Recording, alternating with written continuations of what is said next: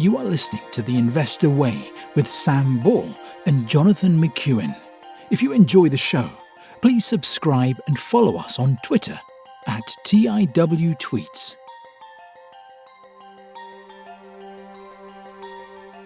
Hello, welcome to The Investor Way with me, Sam Ball.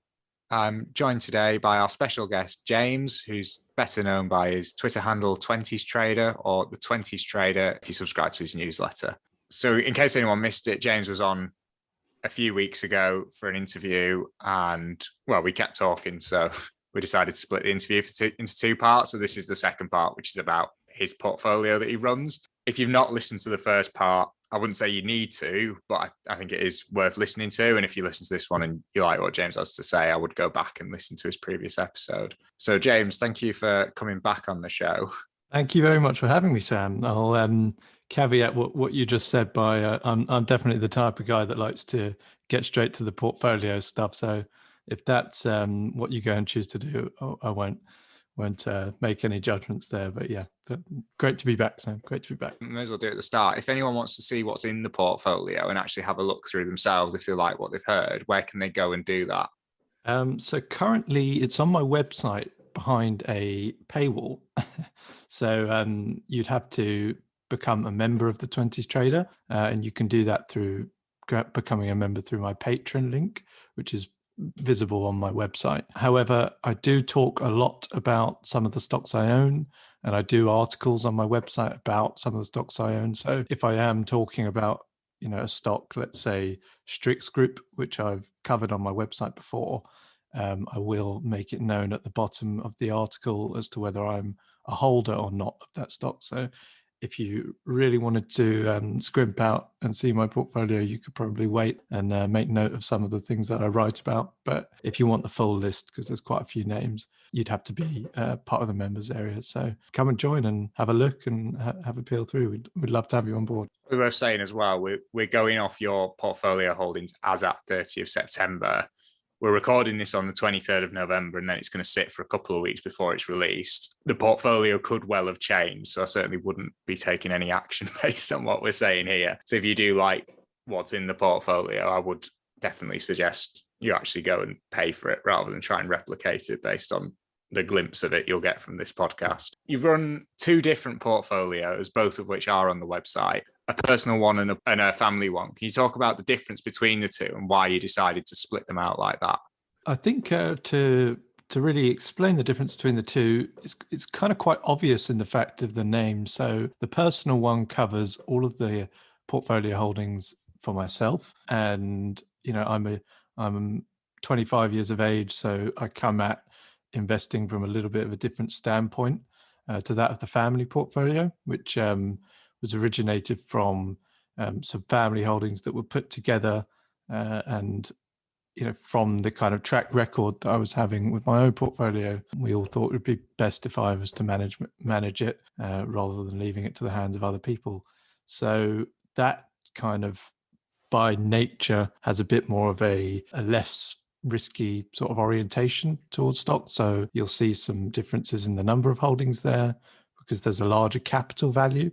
So I have to kind of spread that capital across a bigger breadth of names, but also the actual names themselves. I'll include a lot more, consumer staples weighting, medical technology weighting, some of these weights that really kind of have a bit more robust characteristics than my own portfolio, which are more weighted towards faster growth companies that I'm kind of a lot more willing to take a risk on. And, I can sleep at night should they go down 50%. Whereas when I'm managing for other people, I probably prefer to see less volatility.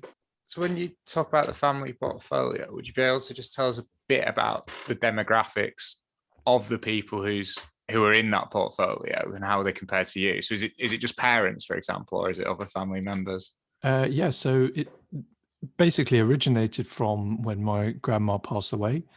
So she had some equities that at the time, I think she had, we're talking quite large holdings in a very, very small number of consumer staples stocks. So I think she had Mondelez, Kraft, because they obviously spun off Dr. Pepper, Snapple, but she also had Carnival and BT and Barclays and a few kind of UK consumer businesses as well. So at that time, I just thought it'd be best to kind of start from scratch, sell all of the holdings and build a new all-defined portfolio for that. So I guess the kind of people involved in that at the moment would be my aunt and my mum are the owners of that portfolio. So I look after it on their behalf. It's basically people who are a generation older than you. Exactly. Yeah. So in terms of your own portfolio, then, what's your timeline for that? And does it differ? I'm presuming it does differ from the timeline for the other portfolio. Yeah, no, that's an interesting question, because I think, you know, within the portfolio, they're held, you know, it's held in two different sort of wrappers, should you say. So most of my portfolio is held in a stocks and shares ISA for the UK. And I know you've covered this before with a few different guests, so I won't go into that too much. But some of it's actually held in a lifetime ISA.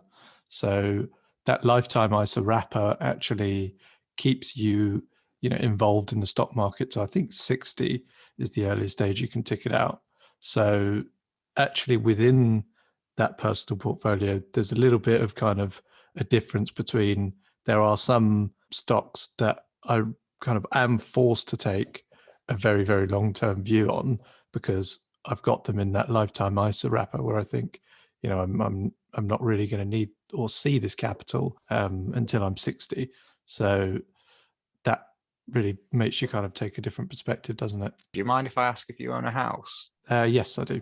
Oh, yeah, so you won't be getting it out anytime. So that's like one of the only circumstances where you can get it out, isn't it? If you're buying your first home. So exactly. Yeah, I bought a flat with the deposit already from that lifetime ISA, which I really recommend doing. So I'd kind of had a few of the government checks in there, and then decided to you know, redeploy capital into it after I'd used it all up, because you can just open one after you've used the payment already, which is really useful.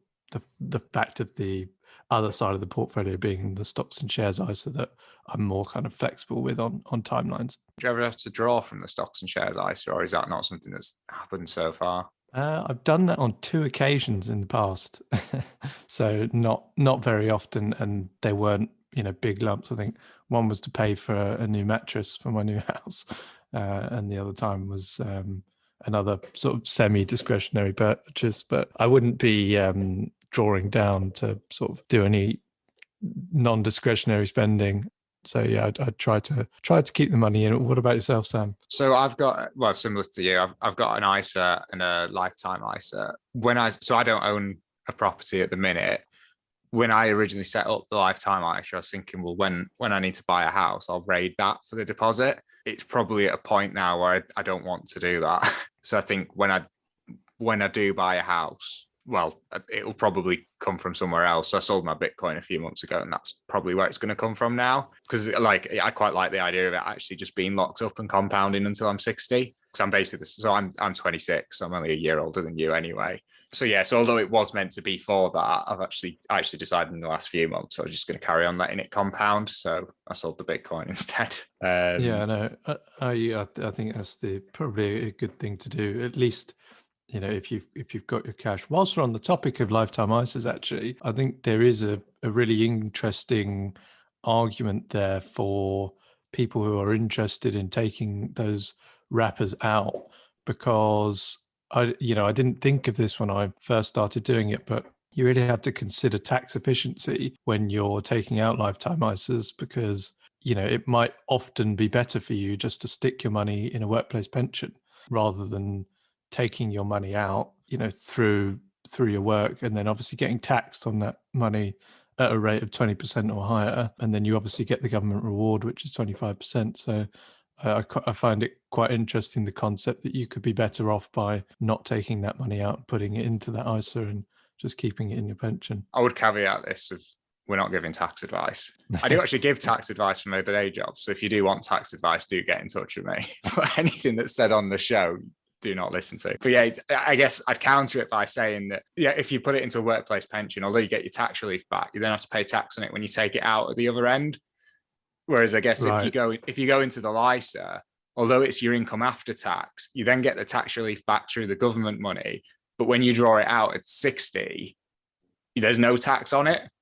So though you'd get the same net effect now, but when you draw it out, one of them's tax-free and the other isn't. Do you have a pension then? Yes, yeah, I've got a workplace pension, so I kind of use that as a, you know, low management fee. Look for kind of good kind of funds that offer a low management fee and well managed over a period of time, and set and forget really. But that kind of gives me as well a bit of peace of mind when I'm kind of doing my own thing with my portfolios, that I kind of have that as well.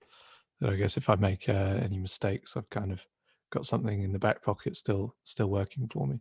Yeah, that's very similar to me again. So I've got my pension, my workplace pension. I've just set it up to invest in index funds, and then you can run the numbers with the compound interest calculator, but I think I've assumed like a 6% return a year, and I've also assumed my salary never goes up. And if that happens by the time I get to retirement age, even if all the investing that I'm doing now is a complete and total write-off, which I'd hope it wouldn't be, I'd still be fine. So it is quite nice doing that, and it probably is worth doing just for that peace of mind. I can't remember. Do you have Fundsmith in there? I have Aviva Money, which is like the pension provider, and they only offer you, really quite annoyingly restricted number of institutions that you can actually put your pension with. So I've got one Ballygifford fund called Ballygifford International, but there were no Fundsmith funds on that platform. I'm also in Meridian Equity, so but yeah, I probably would go with Fundsmith if I had the opportunity. Yeah, because ours is just, I think ours is a standard life one, and I think the list of funds it lets you pick from if you self invest it, it's like 200 or 300. I didn't actually look to see if Fundsmith was one of them because I just put all mine in index funds anyway. In the personal portfolio, which is the one for you as the 25-year-old, you've got quite a few stocks that we've discussed on the show, which is a bit of a treat for us because most of our other interviews have been more American focused. So could you, what I'll just do is I'll just run through them, and could you just briefly talk about what it is you like about them? So the first one's Games Workshop, which for full disclosure, I own personally. Yeah, so I'm very happy to talk about Games Workshop. I'll caveat this by saying, before we go into Games Workshop, there was a podcast I listened to a couple of days ago, actually. I don't know if you've heard of it. It's called Capital Employed Podcast. I haven't, no. Really, really good podcast. And the guest was a guy called David Collins, who I've just very recently been introduced to, who's a Games Workshop investor and I'd say, expert, judging by the kind of commentary on it. So if you do or are interested in Games Workshop as a company, definitely check out that podcast because he gives a really good description and far better than I'd probably be able to sum up on this podcast. But we can give it a go. So really, I'll kind of give you the top line as to why I like Games Workshop. It's obviously, just to give a quick description, it is the fantasy miniatures maker behind the popular title Warhammer, which comes in a few different sort of formats. There's a format called Age of Sigmar and a format called Space Marines, which is Warhammer 40k. So there are a couple different types of formats of these. And basically, Games Workshop is a company that produces these fantasy miniatures and has a big, vast array of IP behind them. So books and literature, and is kind of just starting to exploit its IP in different ways by doing various video games, TV series, and all that sort of stuff. So that's kind of top line description of the company. But really, for me, Games Workshop is probably one of the strangest companies listed in the UK for the fact it's just an absolute wonder of a business. And really, it's just so strange as to how such a kind of unique business would have such a brilliant kind of focus for investors. You've got a fantasy business that is really run by someone who, for all intents and purposes, is like a child of Warren Buffett. If you read one of their annual reports, it is like, the Kevin Roundtree, the CEO and the chairman, to be honest, they are reading off of the kind of long-term investors hymn sheet. So they don't really listen to what the markets are saying or what analysts are saying or really what anyone else is saying. All that they want to do is build the Warhammer brand and make Games Workshop something that works for all of the stakeholders for sort of time to come, over a long-term view. So that's really why I like it. It's got fantastic kind of financial metrics, return on capital employed, operating margins. These are all kind of in the above 30s region, which again makes it, a very successful from a financial standpoint. And you've got a fan base who are the dream customer, people who are typically a Games Workshop customer are in that kind of bracket of, high disposable income. I try not to stereotype too much, but they're very loyal customers with, good financial standing. So they can often pay quite a premium for what is quite a simple, low value product that obviously has a high value with all the intellectual property added to it. So those are a few things about Games Workshop. I think right now, if we look at it currently, it's coming under quite a lot of fire from two sort of particular areas that's kind of keeping the shares cheap at the moment, despite, an over 1,000% run in the last 5 years. But, it's under pressure. I think it's trading for 25 times, 26 times earnings. So for such a good company, it's definitely kind of been held back. And that is by two things currently being, short-term stuff like FX headwinds and gross margin pressure potentially from shipping and logistics costs. So Games Workshop's a business that, produces the bulk of its fantasy miniatures in the UK, which are all kind of injection molded or created here, but then it ships them to hubs in Memphis, in the US, and then out to Asia through various distribution hubs. So shipping could potentially squeeze gross margins for Games Workshop, because obviously container freight rates have gone from £2,000 to about £20,000 for a container across the ocean at the moment. So that's one. And then two, Games Workshop's also under a bit of fire from its super fans. So these are people who are on YouTube typically promoting Games Workshop's products, and Games Workshop have recently decided to limit their ability to, I guess, use Games Workshop's intellectual property for their own gain, and has kind of banned the use of Games Workshop, by these super fans in their kind of remit on whatever social media platforms that they have. So that's caused a bit of a backlash in the fan base, a boycott, running. I think Reddit had a boycott of 10,000 people sort of signing into this boycott and trying to boycott the product. So that's a really good story to run if you're a sell side researcher and you want to kind of take your price target down, or put some sell note out. So that's what I think Jeffries did a couple of weeks ago, and it's kind of really impacted the holding. So that's an interesting take on it. I think in terms of my view, you only have to look at some of the engagement from all of the fans across the fan base,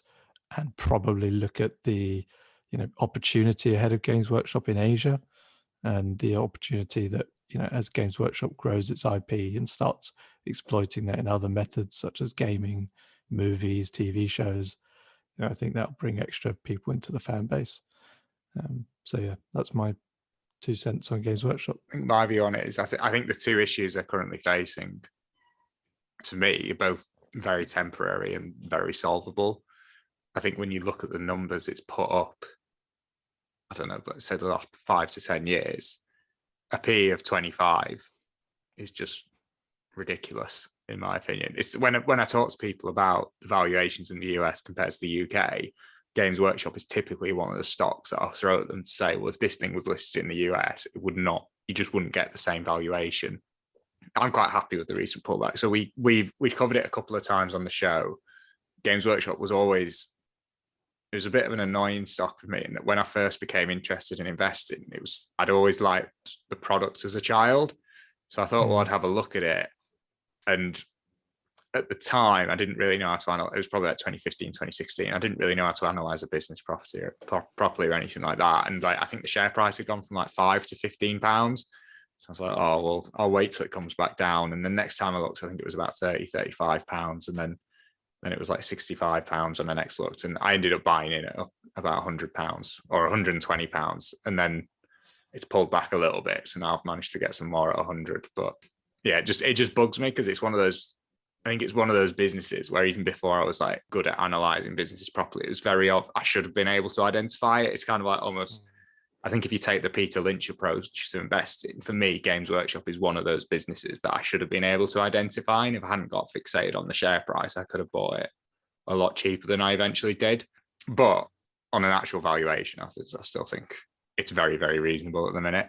It's still very buyable. I think one thing that I've really kind of noticed is it's not got any credit for holding on to its lockdown gains.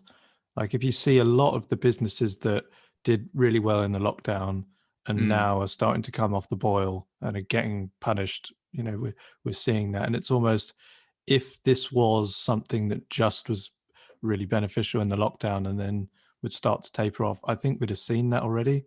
We've seen that for other companies. So I just don't think it's getting the credit for sustaining that jump. Through lockdown, everyone was buying these miniatures, but the sales have held up, even as we've exited that. And I think judging by sort of scrolling through Twitter, I think the Christmas trading season is going to be mega this year for Games Workshop. So I think there'll be some good results coming.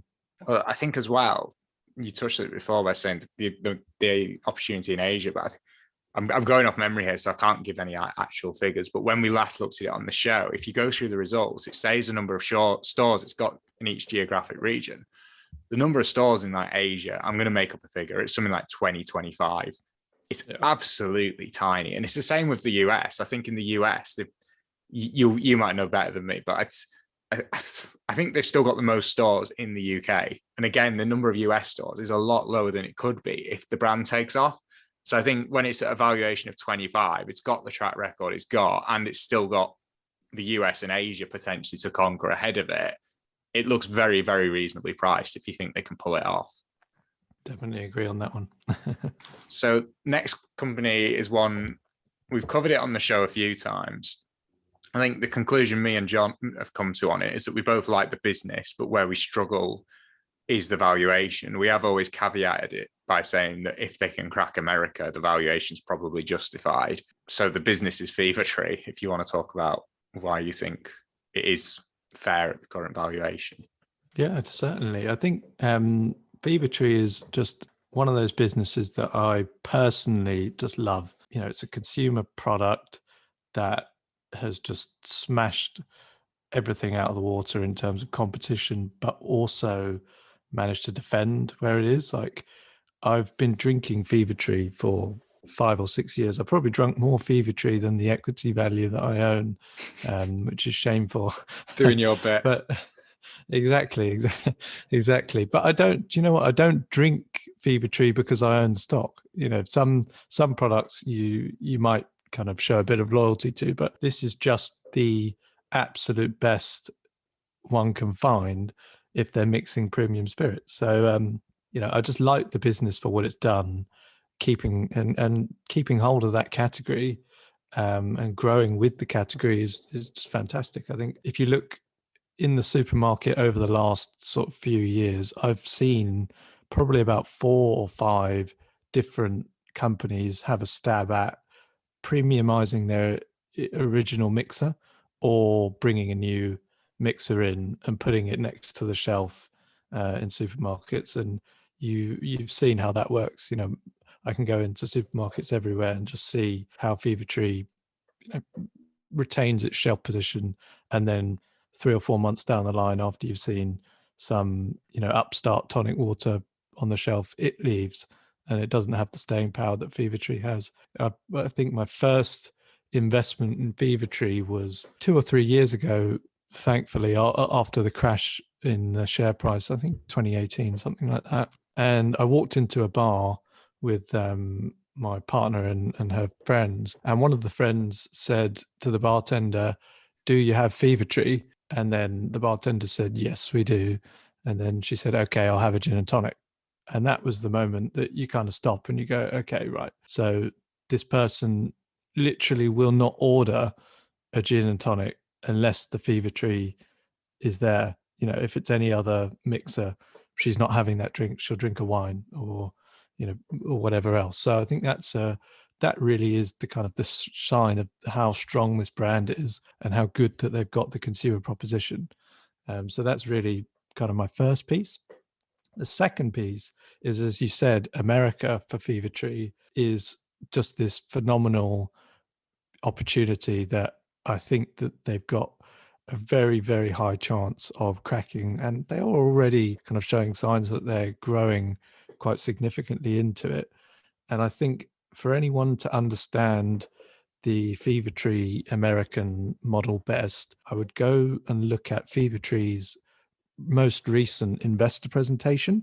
And you can see they do a chart to show you how much the US drinks in terms of premium spirits, and then how much the US drinks in terms of premium mixers. And, you know, where Fevertree had its original sort of business and the kind of concept came from was, why would you drink a £50 bottle of premium gin and then mix it with a £1 bottle of Schweppes when 3/4 of the drink you're drinking is the tonic water? So we all know Americans love premium brands. You know, that's where everything goes to kind of get premiumized. And, you know, if you see Americans there and they have money, they're all about their brand. So, but actually, when you look at the tonic market, I think it's something like 90% of tonic water that's consumed is, you know, $1 bottles. It's a plastic Schweppes or, you know, let's say Target off-brand stuff that, you know, the wrapper comes off straight away and, you know, it's flat within 2 seconds and it's full of sugary fructose syrup. As soon as the Americans find out that there is a premium option here, you know, to be mixing with whatever drink that they have, they're going to go nuts for it. And I think, you know, Fevertree have pivoted to other spirits quite well. Their fastest growing premium mixer is for the tequila. So they've got a pink grapefruit version, which is doing really well in the US. And the biggest market for tequila in the world is the US. So, you know, I think how premiumization is working in the alcohol market, it's only going to go that way in the mixers market too. So those are kind of the two main things for Fevertree that I'm really excited about. But kind of after that, you've got a fantastic kind of financial metrics behind this business. Gross margins in the 50 plus 60s. You know, they've taken a little dip recently for short-term reasons, such as the logistics problems. But you're selling water. You're selling branded water. You know, that's never going to be an unprofitable business if you've got a good brand and a good distribution network.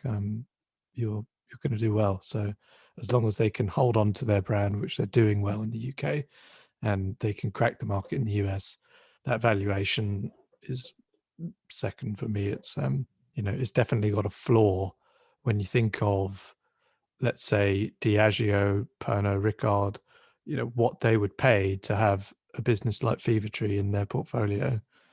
You've just seen, I think a couple of days ago, Monster Beverages, the energy drink, just had a bid or the opportunity for a tie-up with Constellation Brands, the alcohol producer in the US. So these are companies that are looking for these sorts of tie-ups. So I think there's definitely a kind of intrinsic value there. And the PE is expensive, but probably will stay quite high as the business grows. So that's my ideas on Fevertree. Next business, again, it's one that we've covered before on the show. So it's Boohoo. It's one that me and John both like. We've always liked Boohoo. We've probably covered Boohoo and ASOS, I want to say 3 times now on the show. I think the first 2 times, I think we said, well, we did like both of them, but I think Boohoo was about half the size with twice the growth rate. And then I think we both said, oh, well, it's too expensive. And then the last time we looked at it, it's been pulled back down. The last time I looked, the PE was in the low 20s. At that point, we both said, well, that looks pretty fair for the numbers this business is putting up. So what are your thoughts on Boohoo and also the recent pullback that it's had? Yeah, Boohoo is a real head scratcher. I think back to the first interview that we were talking about, and my style, and this is where something like Boohoo, I think, really plays into being flexible. Boohoo is not a company that you should just hold long term and forget about it. Boohoo is a company that you should probably take profits at, those elevated multiples when it trades in that range of sort of 40 to 60 times. And then when the founding family do something stupid, you don't want to be left holding the bag. So this is a great company, growing very fast. It's doing great things. It's got the consumer proposition tied up. If you look at their branding, they've done fantastically.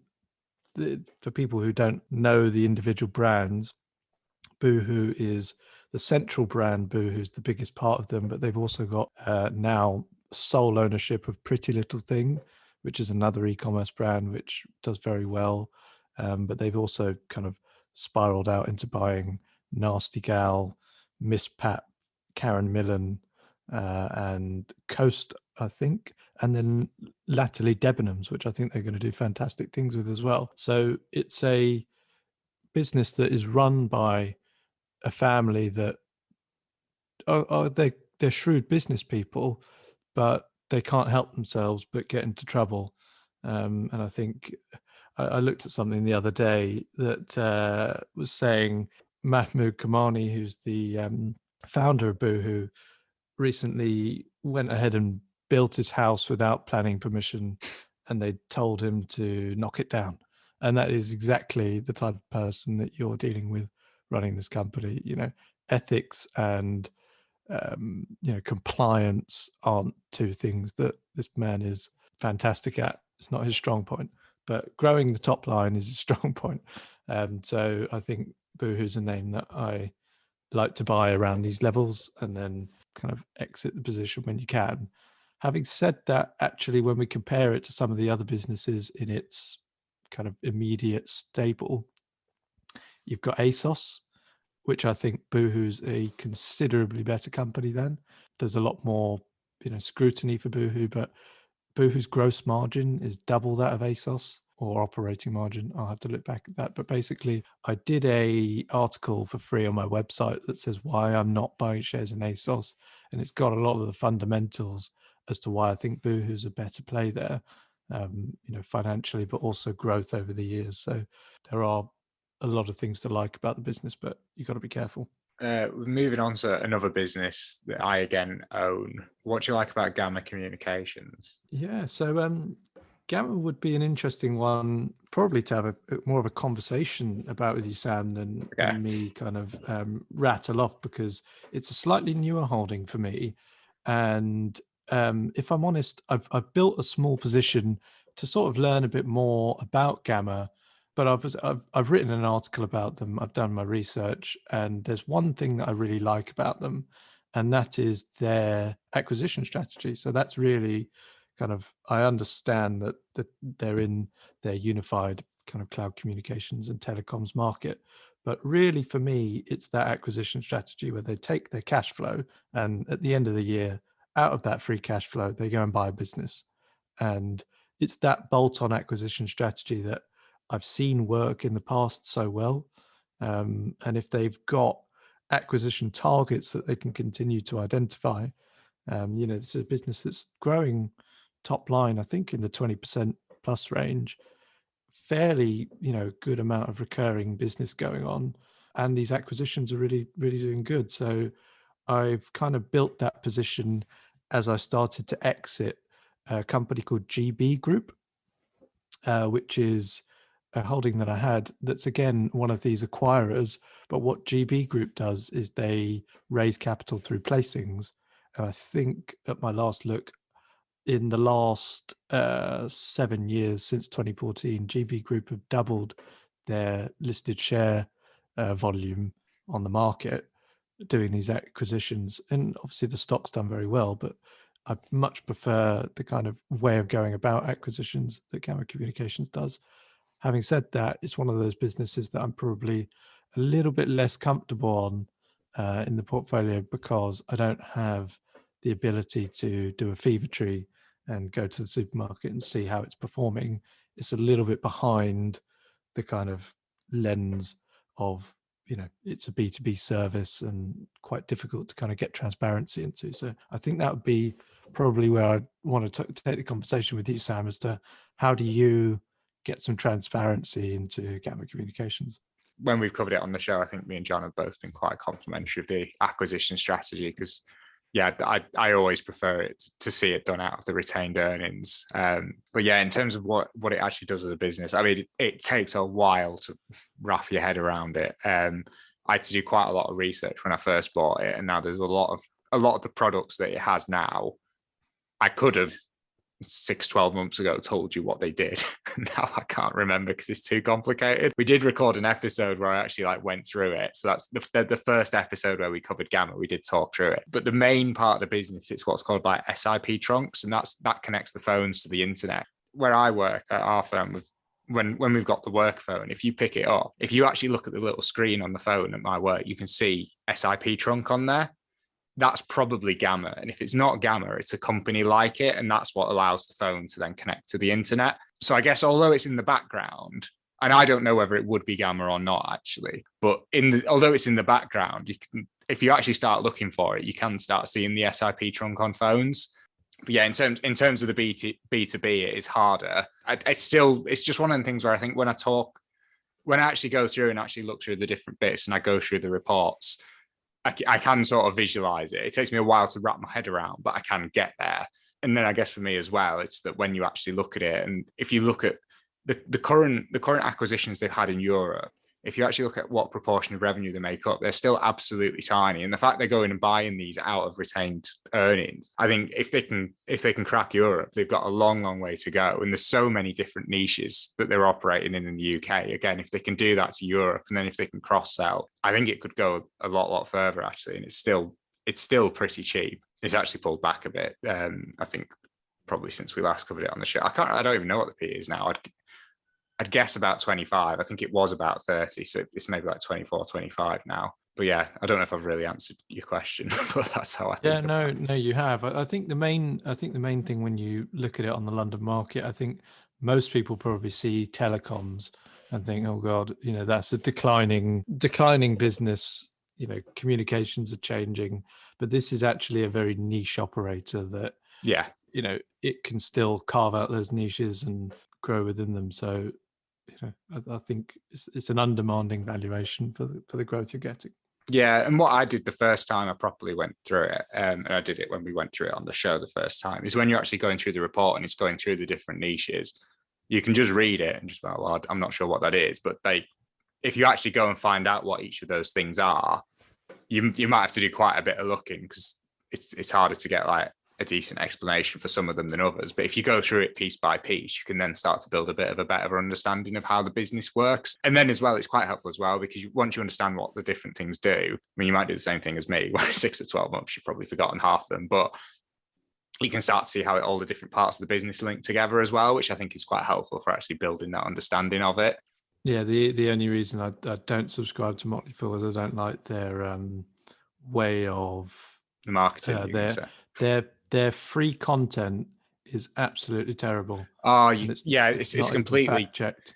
Yeah, it's completely different. I think anyone can basically start writing for the Motley Fool, and that is not the same. They've got it's poor, and as well, one issue I have with the Motley Fool, and a lot of people talk about it, is the marketing. A lot of the marketing, it's just spammy almost. It's like the most classic example of a Motley Fool is forget Bitcoin, I'd buy these 2 stocks instead. And it's it's that sort of stuff. But I'd say, I think the Motley Fool UK, when I was, it was 150 quid for a year.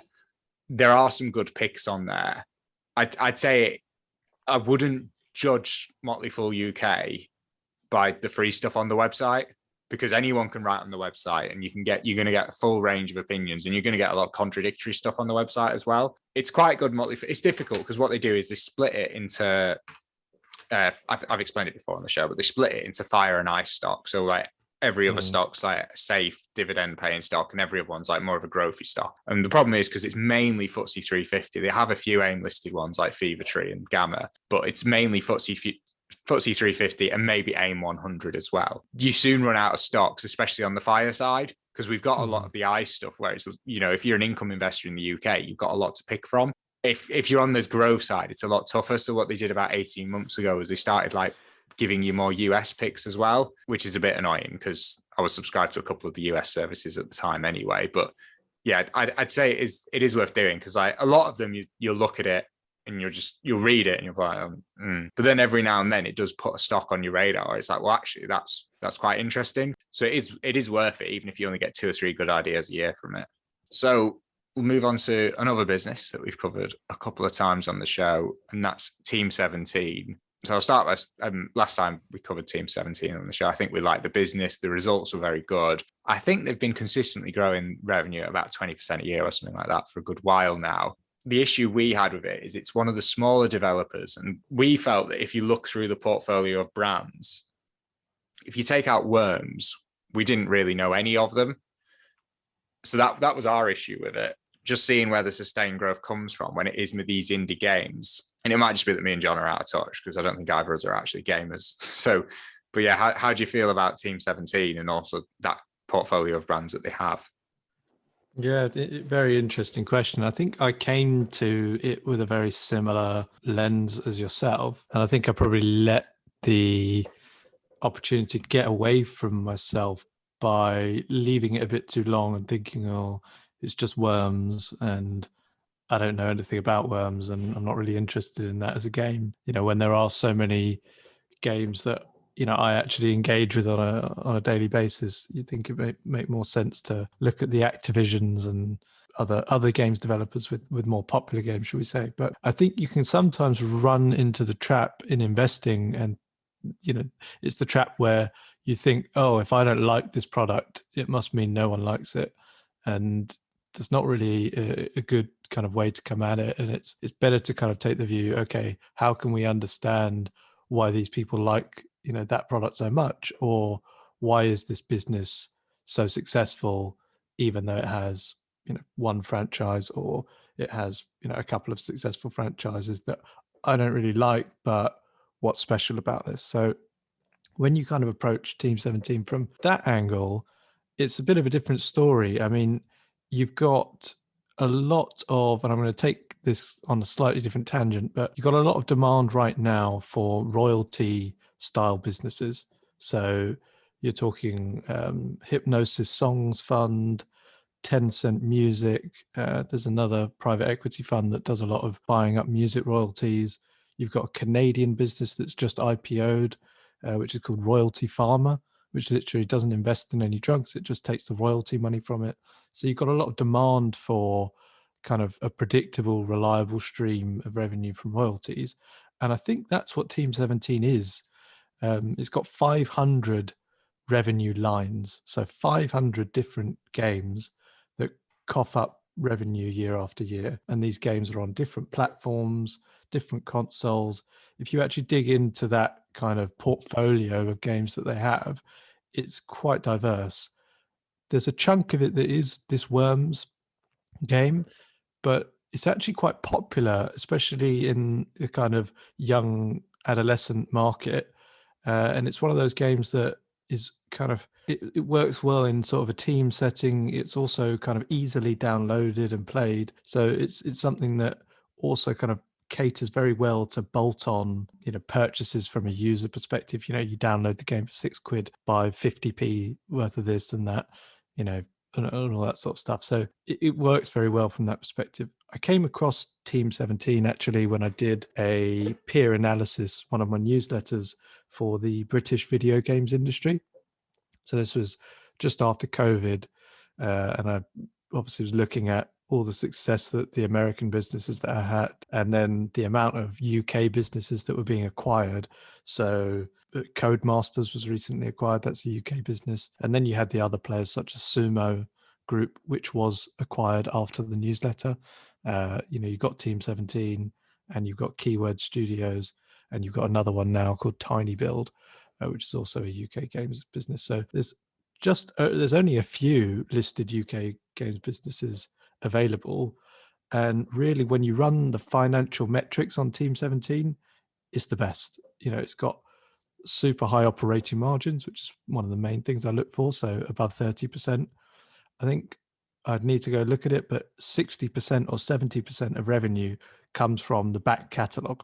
So that catalog churns out cash every year, without you having to worry about it. And every year, Team 17 adds, say, 10, 20 titles to that catalog. So it's like a growing portfolio of assets that seems to not be getting old and diminishing in returns. It seems to have quite a nice revenue growth profile. So there are a few things in that kind of idea for Team 17. Also, a really big one, if you to actually look at all of the UK games companies, the majority of gaming companies, well, all of them, benefit from a tax exemption called video games relief tax. And I think it's something like 10 or 20% as a relief that gets given as a grant to these companies for the kind of the art that they're doing. They're part of the creative industry. So if you're to look through the accounts of most video gaming companies, they'll show that they benefit from video games relief tax. And so when I was doing this newsletter, as you're looking through various different companies, there are some companies in this cohort that report their profits and earnings with this video games relief tax included.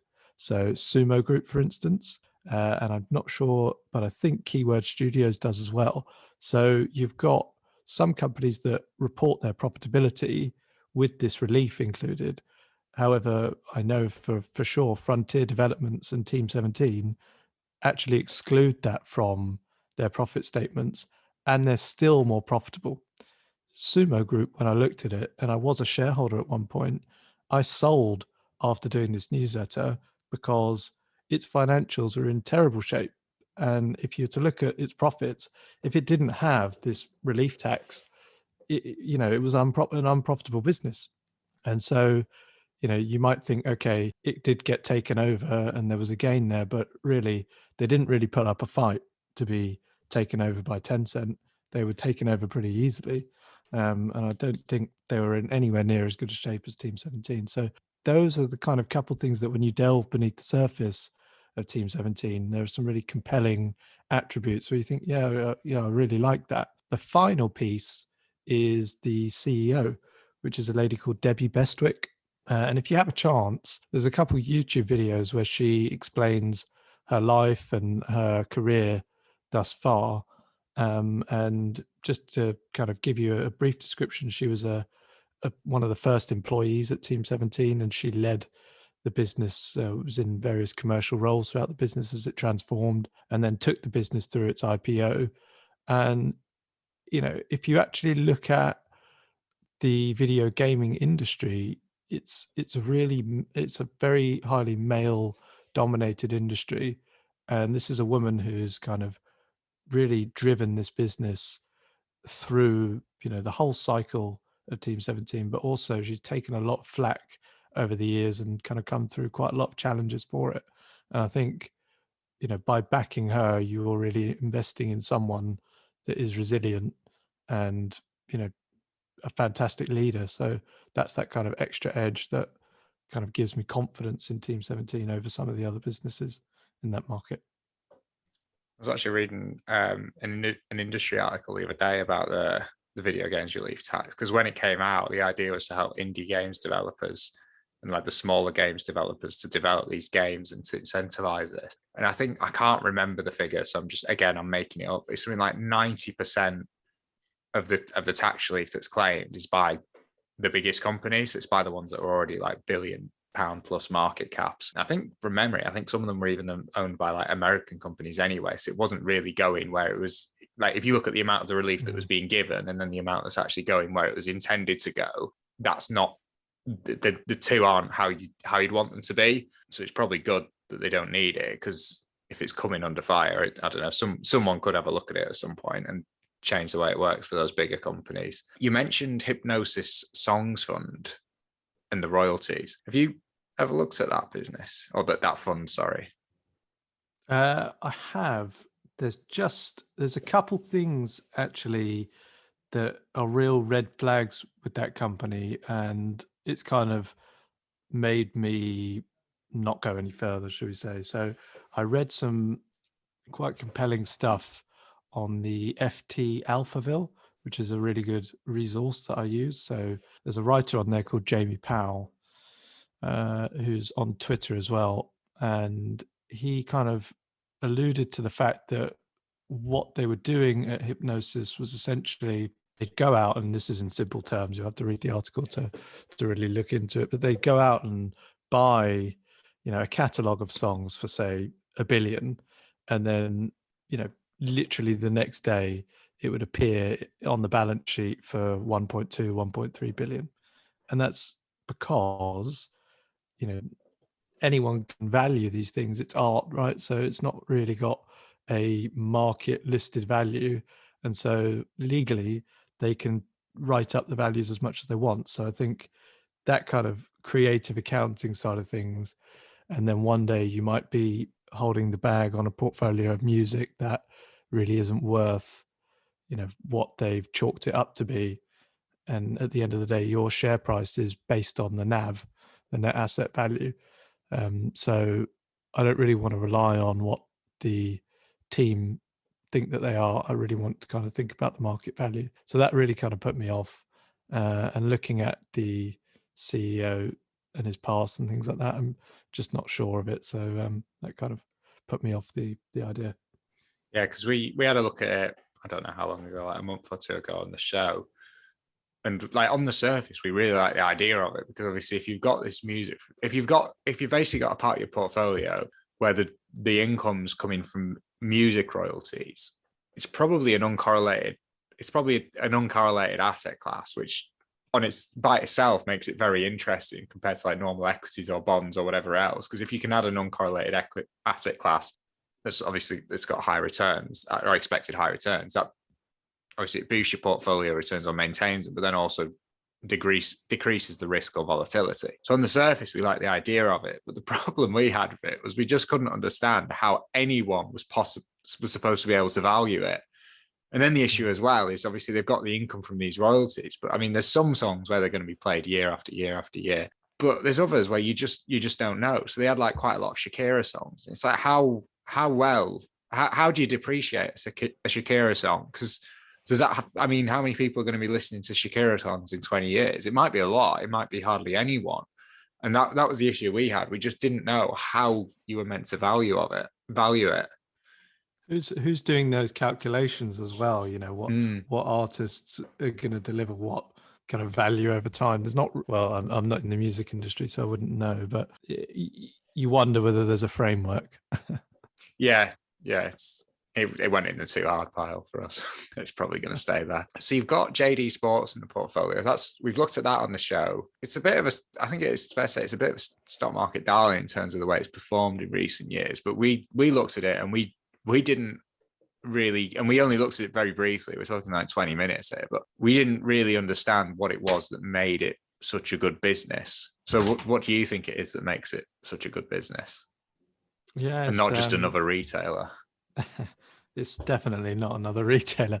This is one of my favorite businesses. It's my number one holding at the moment. So very, very, very big conviction play on JD Sports. I think, as you say, it's got some kind of areas to it that probably are a little bit uncovered by the market. And that's why it can kind of consistently deliver. And it's not really got that overvalued at any stage, really, including now, I'd suggest. But I'd say there are a couple of underlying principles to the footwear market that, the overall kind of JD proposition sits on.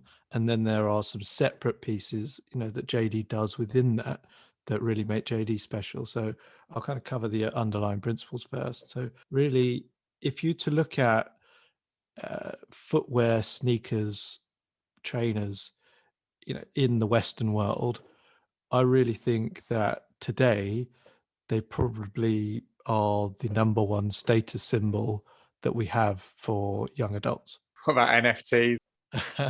maybe for digitally savvy people or people on Twitter, but if you look at the everyday, people on the street, this is the number one thing. If you to cast your eye back to the 60s or the 70s, what were the status symbols that you had then? I'm not exactly sure, but it might have been like a Lambretta scooter, or you might have been dressing in a certain way, or smoking Marlboros or something like that. These days there's nothing in that kind of 100 to 300 pound kind of affordable status symbol that's really there other than a pair of trainers. And so you've got this kind of, they're always on show, and they're always a kind of a judge of what type of person you are as a youth. So if you go to school and it's one that allows you to turn up in whatever shoes you want, you can be judged in a social situation by what shoes you're wearing. It really is that kind of big. It's a massive deal. So I think that's the kind of pillar of what we're looking at, that essentially these days shoes are everything to a young person, or to most young people. The market for shoes is operated by 4 brands, 2 of which are the main ones, Nike and Adidas, and maybe 3 or 4 peripherals that either are owned by Nike and Adidas, like Converse or Reebok were, or you've got Puma and New Balance. So it's a very kind of tightly controlled market that has a couple of brands and compelling features for the overall market. When you actually look at JD as a business, I think most people just see it as the high street shop, in the UK, which there are some nice flagship stores, so Oxford Street or ones in London, but for most people, they'll probably go to like a mall outside of London and they'll see a kind of shop, and they'll probably not really understand what the kind of grab is with JD. But actually, if you look at their portfolio of retail fascias, they've got a brand called Size, which I don't know if you've been to. It's Size with a question mark on the end. And that's their edgy kind of urban brand, which has, lots of stores in London and trendy areas such as Paris, Hamburg, Amsterdam. And then they've got a bunch of European brands. So they've just acquired a store called Sneaker 10 in Greece. They've got Apotheke in Spain. So they've got a lot of European brands, and then they've done this acquisition in the US. So the biggest one was Finish Line, which is a leading apparel retailer in the US, which they're really converting into the JD fascias. And then they've got DTLR and Shoe Palace, which are 2 similar urban edgy retailers on each coast, so the East Coast and West Coast. When you actually look at those individual brands and the consumer proposition that JD has, it is the coolest sneaker retailer that there is. If you go into a store such as Size on Carnaby Street or in Camden or something like that, you will literally see people hanging out in the JD store. They won't even need to be purchasing shoes. People will congregate there for social events. They sometimes do DJs and things like that. So JD have created this cool aspect to their brand that brings people back. It's the place to be for getting your sneakers. And when sneakers are such a status symbol, JD wins by attracting you to them. They've got exclusive partnerships with various brands. So if you scroll through their website, you'll see some are exclusive only at JD. So Nike will do, a release and you can only buy it at JD. So it adds the value. And I think that's sometimes what people don't understand, where there's this threat from risk of kind of Nike taking all their business away and going direct through their own channel. But what people don't understand is actually through JD, Nike actually gets to uplift its brand. It gets to add value. If Nike is seen, its shoe on the kind of JD, let's say the New York Times Square shop, and Nike's got a shoe on a pedestal there, and it's a cool place to be, that adds value to Nike as a brand, and it adds value to that particular shoe. So I think that's why Nike and Adidas want to keep their brands with JD and outside of other retailers. And that kind of adds to that network effect, you say, because, the cooler you are, the cooler shoes you get, and the more customers love you. So I think that's really the kind of concept for JD. Then underneath that, you've got the usual features that I kind of like to look for in the portfolio. So it's got very good profits. So gross margins are around 50% or higher, which if you look at retailers, that's really good. Growing very fast. It does do acquisitions, but top line has been growing at like 30% for the last 5 years. The CEO, he's an accountant by trade, so he knows, his financials and knows the way around the business. And it's got one large shareholder in the Pentland Group, which owns 55% of the business. And it could be something that we go on to talk about later. But, one thing about European businesses that I love is there's often these kind of sweet spot companies that have these massive, allocations of their equity to one specific shareholder. And if that shareholder's in there for the long term, it really does the share very well, not only as a kind of a floor or a buffer, but, expanding on the upside. So I think that's probably the kind of description of JD. But I think if you're to look at just in a summary, what JD does is it makes things cool. And if you look at, other business models, other industries, other companies, cool sells. You only have to look at tobacco to sort of understand that, BAT sells 600 billion cigarettes a year that essentially give you cancer. The only reason that it did that was because it made smoking cool at one stage in time, and it's carrying on. So being cool attracts, customers, and it does very well for the business. So I think that's where JD excels, and I'm happy to hold on to it for that reason. So do you think they can make the American acquisitions work then? Because we weren't too sure on that when we looked at it. If you look at what's going on in the American sneaker market at the moment, it's absolutely going phenomenal. It's one of the best retail sectors that you could ever be in. My favorite US pick, similarly, is a company called Dick's Sporting Goods. So I follow them a lot because there's not really that many comparables for JD. There's a company called Foot Locker that also sells in the US, but they've really not been very good. And they've done the kind of critical mistake of doing what Mike Ashley does, which is devalue the premium feel in the store. So they started to kind of get more value brands in and put a lot of products on sale. And what that does is just kind of, you see your local Nike rep go into the Foot Locker and he goes, no, I'm not going to sell, my limited edition coolest of the cool sneakers here. I'll walk down the street and go to somewhere where there's a better consumer proposition. That's literally how it works. So the company Dick's Sporting Goods is really in a sweet spot with Nike at the moment. They've actually signed a partnership for Nike to sell through their stores, and Dick's is just doing phenomenal. I think they just posted their Q3 results today, and even after, we're talking, it's had Q1, Q2, growth was like 50, 60%.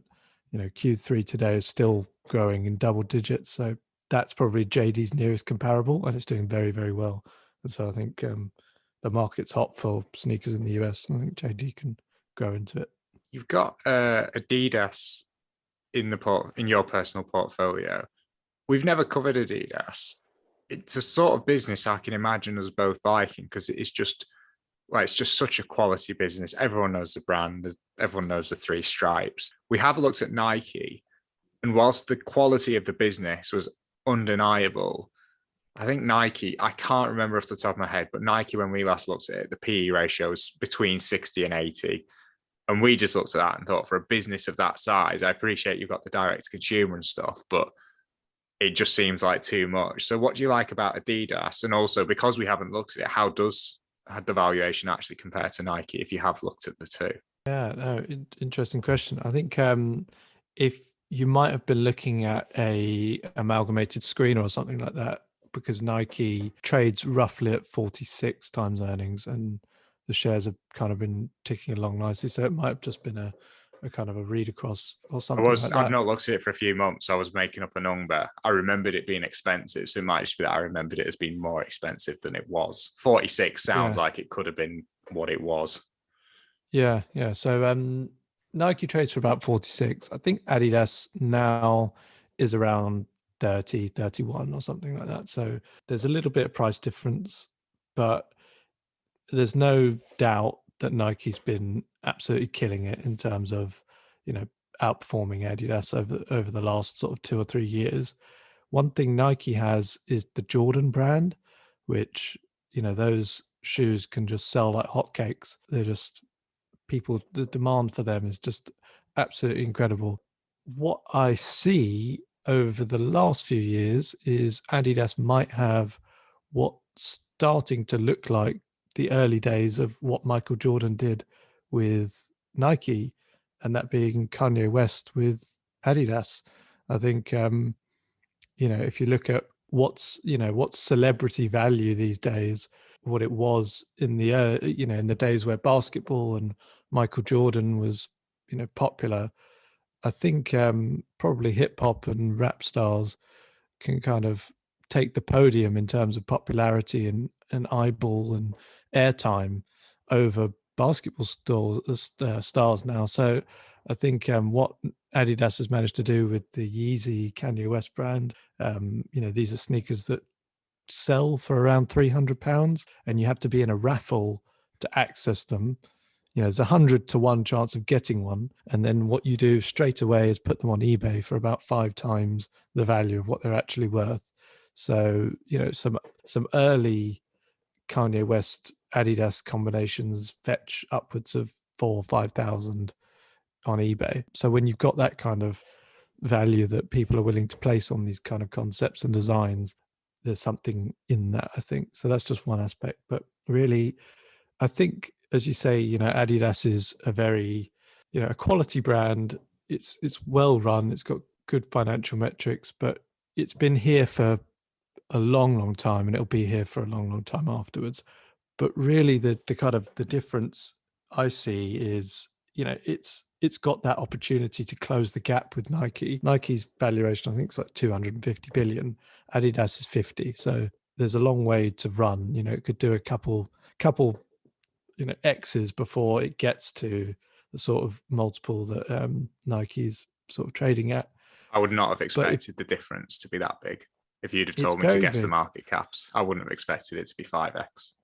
Yeah, it's very big, and that's grown over the last few years. Adidas used to be a bigger company than Nike. If you watch on Netflix, there's the Jordan The Last Dance, which is a fantastic series if you get the chance to watch it. But actually, Michael Jordan wanted to sign with Adidas back in the day because Nike was just a running company. Yeah, it was a very small company back in the 80s, only made running shoes, and Adidas was the number one.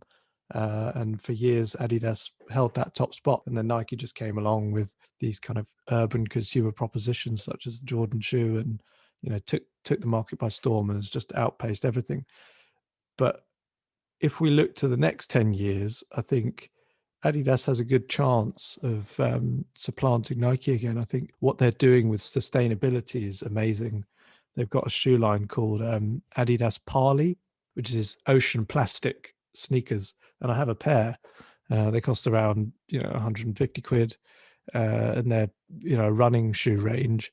And they're all the fabric is woven out of fishing nets that they kind of get from the sea, and they've sold millions of them. They've got 3D printing for polymers, so they can design their shoes with 3D printers and use recyclable materials in them. So I think that's that next stage for Adidas, where they've spent a lot of money, developing some of these solutions that they really want to weave into sustainability. And I think if you're looking at anything going on in the world right now, sustainability is a kind of key issue. And selling clothing, apparel, consumer goods is under scrutiny. And I think if you're ahead in that sort of mentality, then it's going to be good for you in terms of your business in the next few years. Do you know where the Adidas name came from? No, that's a good pop quiz. So it's the guy who founded it, who's called Adolf Dassler, and his nickname was Addy. So it's Addy Dassler. So he just shortened it to Adidas. So that's where it came from. It was named after the founder. Good trivia. You don't get as many Adolfs these days. I don't know why. His brother actually, I think a lot of people know this, but his brother actually founded Puma. I feel a bit bad for him to go and set up a business the size of Puma and still be the least successful sibling and be in the same industry as the other one. It must have been a bit depressing for him. But he sold his business to Kering, so that's his fault. So yeah, the only there's another stock in the personal portfolio, Peloton. We talked about this in the last interview.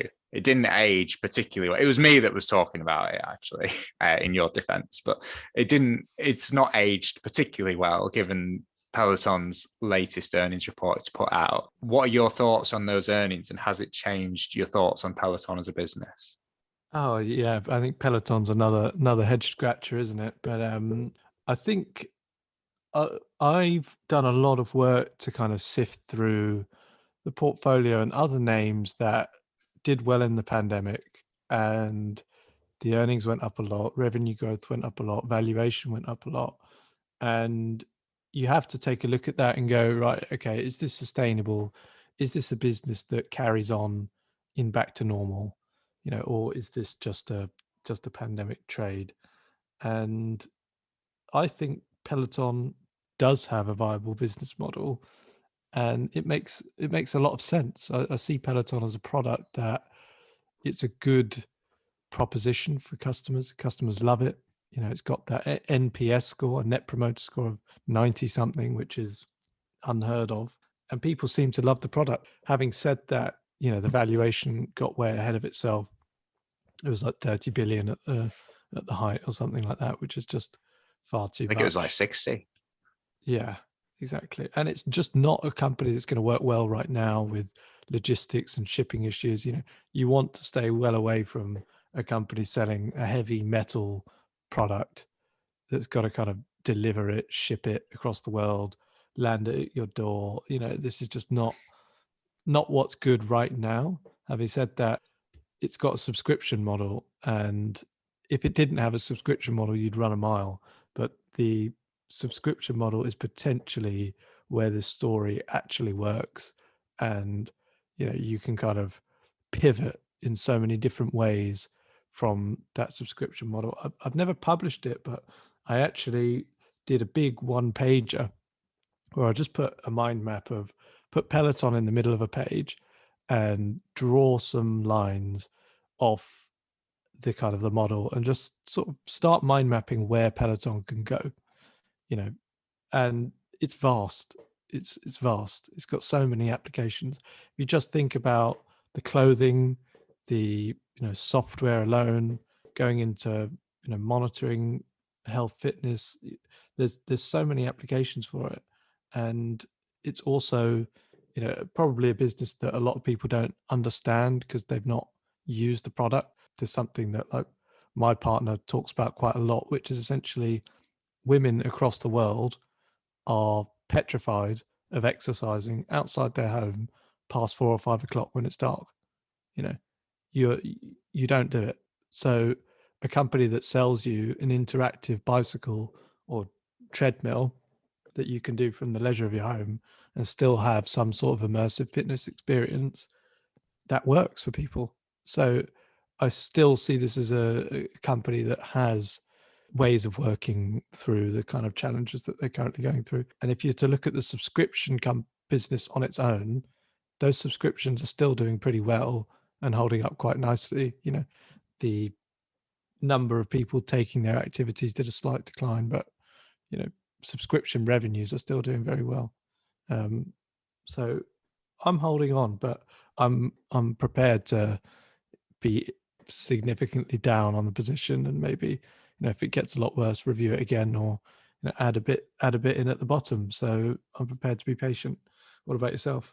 So it's one that I also own. I don't think I should mention that when I first asked the question, but yeah, I mean, that earnings report was an absolute stinker of an earnings report. I think revenue, to go from revenue growth of whatever it was last year, 200%, I'll say, to 6% is really, really disappointing. I appreciate there's a lot of other factors, you would expect a lot of people have gone back to the gyms. I think there was probably more of a reversal of that than people possibly thought there would be. I think a lot of people thought a lot of these people that weren't going to the gym weren't going to go back, and that, I think what's happened is people have been a lot keener to start going out again than might have been expected. Like you say, the subscription growth was very, very good. And I think that is where the future, because we've done it when we looked at it on the show, if you start playing around with the subscription numbers and you say, well, what if they get to 10 million subscribers or 20 million subscribers?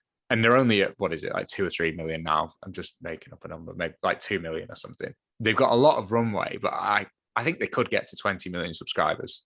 And I think if when you look at the fact they're only in 5 countries, 3 products, I think they could do it. And if they were to get to 20 million subscribers, it is a seriously undervalued business, because that thing is just going to churn out cash, especially given, if they were at 20 million subscribers, I appreciate Netflix has like 200 million, but they just, as a proportion of the revenue, they don't need to spend nearly as much on content as Netflix do, because you could just have you need a decent number of coaches and you just need to keep it updated. You don't need to be pumping out content all the time. I think my issue, one thing I did not like about it is they said on the earnings call, I think it was on the earnings call, they were fine for cash for the next few quarters. They didn't need to raise equity. And a few days later, they're raising equity. I don't know why I just don't know why they'd say something like that. I think it's stupid. And then there's also the question, I mean, the share price now is about $45 a share. It's been as high as 170 and it was hovering at about $100 for a while. Why were they not? Because this can't have been like a surprise for anyone inside the business. Why were they not raising equity sooner? And why were they? It's that really annoys me. So for me, the management comments about not raising equity and then going and doing it a few days later, that's the killer for me. I'm still going to hold it, but it possibly would have been a position where I'd been looking at it and thinking, well, should I actually think about adding to this business? And because of those comments on the equity, I'm not adding any more to it until I start to see some kind of turnaround. If it means I don't buy it at the bottom, that's fine. But if I can't trust the management, there's other businesses that I like that I would top up sooner than one where the management have lied to me. So that's my thoughts on it. But I am continuing to hold. Yeah, no, I agree with you on that frame. I think I come from this situation from a privileged standpoint because it was only 1% of my personal portfolio before the drop and is now an even smaller percentage. So I'm kind of not too bothered. Yeah, it was about a 3% position for me. Yeah. So it's now about 1.5%. Yeah. So that's the beauty of allocation. But I think on your point about the management of lied, yeah, you can't. There's no way around that. But there is the Elon Musk sort of standpoint of, crazy doesn't always mean the stock is not destined to do well. But anyway, with the idea of Peloton, I think really it probably sits better as a kind of under the ownership of Netflix or some other network like that than as a standalone business. I think that's probably where it'll end up. There's only a few companies with the spare change to be able to buy it, though, I think. And when you look at companies it would fit into as well, you don't get that many that are left. I could see it fitting in with Apple pretty well, actually. I guess it's chump change for them. Yeah, no, agreed on that one. Have you ever looked at Hargreaves Lansdown as a business? Yes, I really like Hargreaves Lansdown as a business, actually. I think it's really good.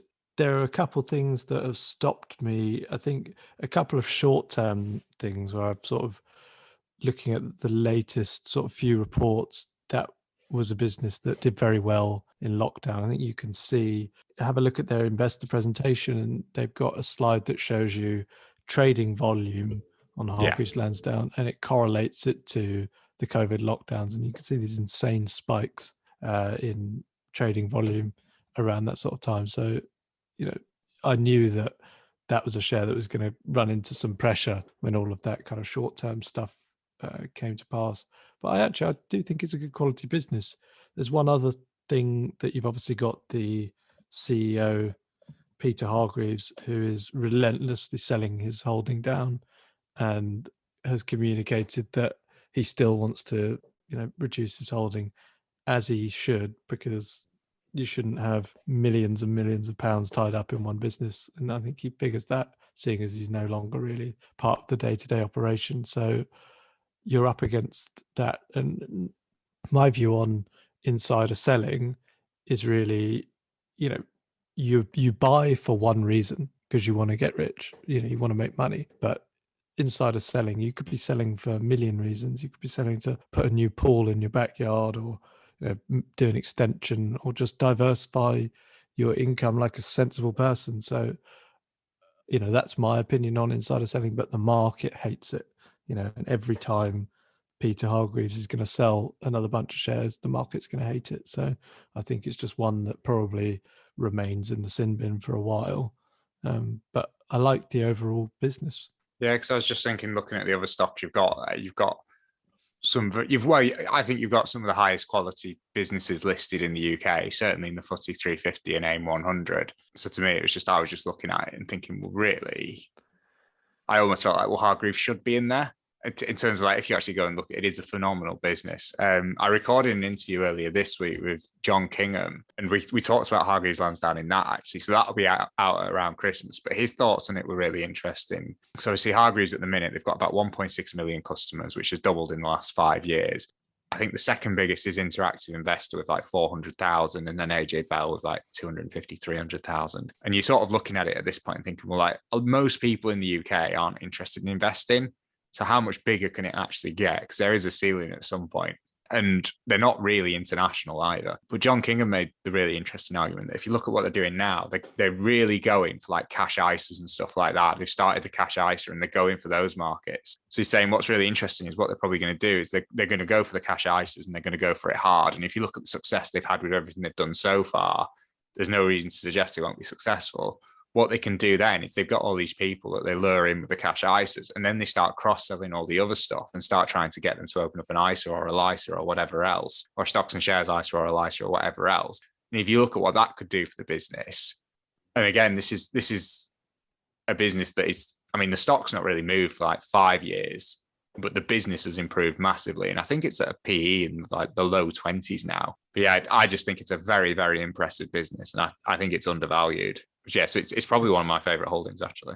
I guess the question is, how do you continue to compete with people who offer your service for free, in free trade or whoever else comes to market? Well, free's a bit misleading because you're the product at that point. Because although there's no visible fee, they're selling the order book, so they're still getting the money. And like, there's no reason why Hargreaves couldn't sell the order book if they wanted to. My view on this is, if you look at, as long as assets under management continues to increase, that business will do fine. Because I think at the minute, off the top of my head, I think assets under management for Hargreaves is about 130 billion and still growing very quickly. There's just not, even if trading fees come down to zero, which I don't think they will, but let's say they do, I mean, there's going to be lots of ways to monetize 130 billion of assets. They're going to be able to continue doing it. It might be slightly different ways than they're doing it now, but they're going to figure it out. They're a business that have figured it out in the past. What I would say as well, and this is something I talked about with John Kingham, was they're a business that I say talked about with John Kingham. A lot of it was him saying it, and I'm just regurgitating what he said before. And this is actually going to be released before his episode. So most of these are actually John Kingham's comments, and he articulates them a lot better than me. So do listen to that episode when it comes out around Christmas if you do like what I'm saying. But yeah, if you look at the makeup of the Hargreaves Lansdown customers, they are typically older customers with much larger portfolio values, whereas the free trade customers, they're people in the teens, the 20s, where they've just started with a few grand, and they're buying the meme stocks, and that's not what Hargreaves Lansdown are going for. They want everyone, but realistically, if you're the 50-year-old partner in a law firm that's got £1 million in a Hargreaves Lansdown portfolio, are you going to move it over to free trade to save a £10 fee? The answer is probably it's a bit of a red herring, really, because if you look at the people that they're making the money from, the people on free trade is a completely different demographic. And ideally, Hargreaves could go for that demographic as well. But the people that they're actually making the money from aren't going to be moving over to free trade anyway, I think. And even if the fees did come down to zero, I think there's going to be other ways to monetize the assets under management. So those are my thoughts on it. Yeah, I think you're probably right. I think, I use them myself. So I think when I actually look at their platform, I have heard they've kind of had customer service troubles in the past, but I actually do really like their customer service and their platform. If you put a call through to them, they're picking up the phone straight away, and there's lots of information and a pretty broad selection on there. So I like being with them. So I guess that's a plus point too. Yeah, the people I've spoken to quite a few people about them, and usually the feedback about the service is very positive. I mean, I was setting up a portfolio for one person, or I was helping to put someone set up a portfolio back in April, and this was just before the end of the tax year. They wanted to open up a SIP and they wanted to get the money in before the end of the tax year so they could do another round of it on 6 April. They left it quite late. We went to set up the portfolio and we actually set it up on a Saturday, and they were having problems. They were an older person. I think they were about 60. And they weren't able to do it online. So we had to ring them up because there was some sort of problem with it. And I just thought, bloody hell, like it's near the end of the tax year. It's a Saturday and we're ringing with this issue. We're going to be on hold for like an hour or something. Within like 5 minutes, the issue was sorted. And that was just, I mean, I was very impressed with that. And I've spoken to a few other people where like they've always been quite good with stuff. Like I moved some funds over from Halifax to Hargreaves about a year ago. And it's just little things like just emailing them to get them to update. Because what I'd had to do was I'd move something from outside of an ISA into an ISA, and I had to update. And what happens is you can't transfer stocks into an ISA. So I had to move the cash into the ISA and buy it back. So I emailed them and I wanted to update it back to my original purchase price. And again, like they were pretty quick at updating it, and they just did it, and it didn't cost me anything. It was quite easy. It was just a couple of emails and it was done. Cool. So as a user, I've always been very impressed with them. And as a business, I think they're very impressive as well. So we'll now quickly move on to the family portfolio. So you've got two favorites of the show in Diageo and Unilever. What do you like about these businesses, and what do you think it is about them that makes them so suitable for the family portfolio?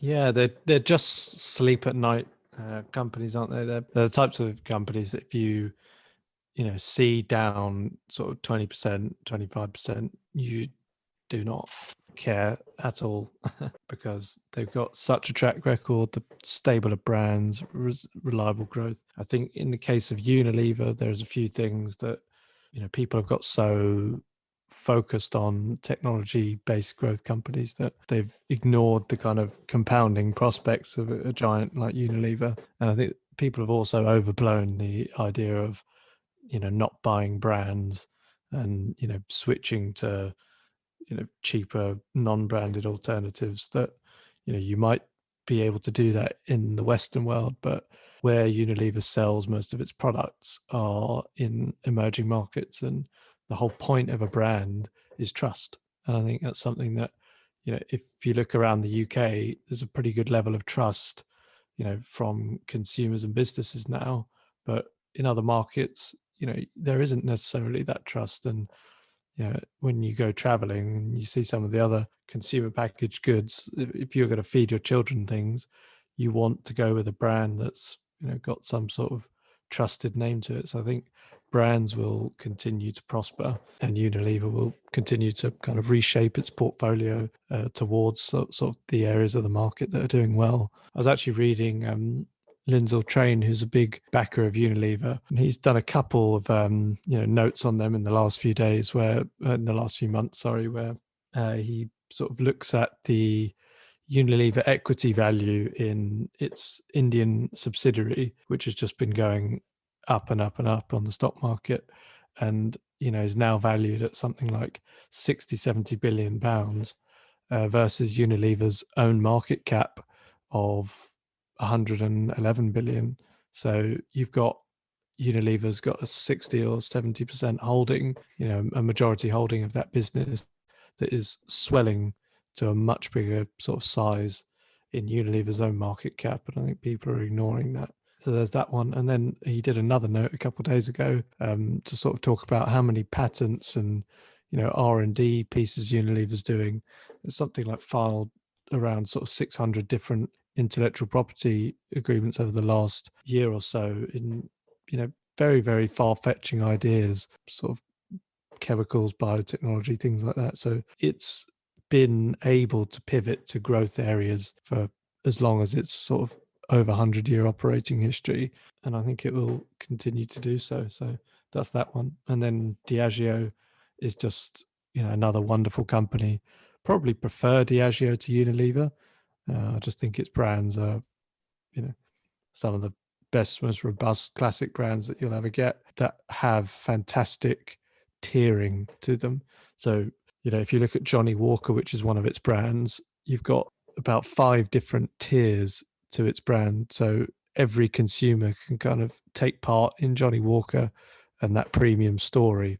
You go up from, red label Johnny Walker, blue label, black label, and every tier Johnny Walker's, Diageo's adding maybe $20 to the bottle, and its gross margin for each bottle is, sequentially increasing, as they move you as a consumer up the ladder. So it's having those kind of absolutely killer brands that have been here for a long, long time and will continue to be here, and have that kind of customer proposition that no one else can really beat. So those are the kind of reasons I own those two. And a large part of it is having some kind of ballast in your portfolio. So, something like the family portfolio where you need that buffer that kind of offsets the volatility, but also I kind of use them, and I'd include British American Tobacco in this as a kind of a pool.